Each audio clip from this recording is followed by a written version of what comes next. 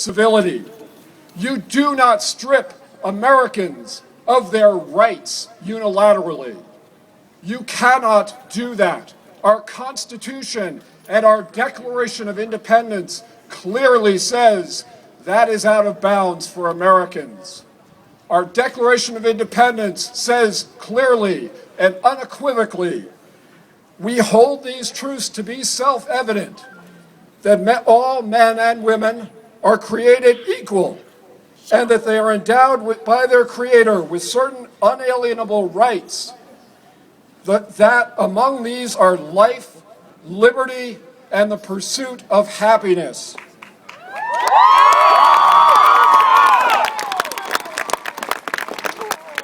The part that Mr. Walker doesn't apparently understand is that the Declaration goes on to say that to secure these rights, governments are instituted among men and women, deriving their just power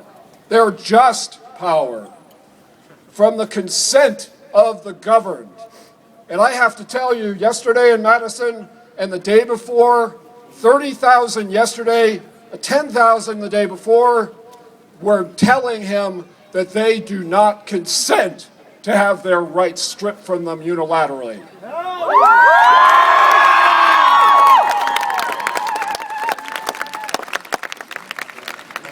Okay, I said it was citizenship and economics. Here's the economics, and I can't believe that this governor doesn't understand this. He says he's a Republican. He says that he wants to fix the budget. And yet, this one single action, stripping rights from the 175,000 workers in this state, myself included, and I'm not a union man, I'm a public employee, 175,000 times an average salary for state workers of 35,000 times 20%, which is what the governor says he's going to take away. If you do the math on that really quickly, that means that the state is going to lose $1 billion in spending power every year that this governor is in office. We can't afford that. We cannot afford that. We will go from recession to depression, Hoover style. We cannot sustain that. That affects you as much as it affects me and my family, and it will affect every single individual in this state if this is not stopped or reversed.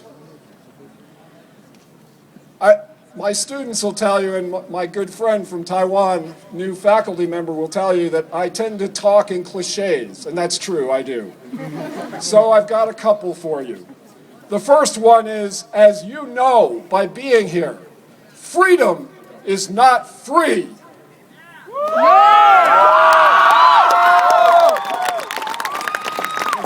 The price of freedom is eternal vigilance against enemies from abroad and enemies from within. And Mr. Walker has certainly shown himself to be one of those.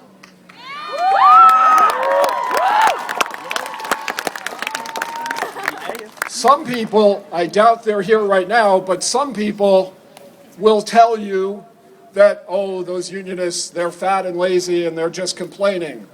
But let me tell you something. It's abundantly clear that this governor has more than unionists on his target list. Next week, we're going to find out about the budget for all the state and particularly the UWs. And you think this is bad, better be ready for next week because it's not looking very good for the comprehensive campuses next week. Your education may very well be at stake in these issues. And if you do think that this issue doesn't pertain to you because you're not a unionist, let me close with a quote that's very famous from a survivor of the Holocaust.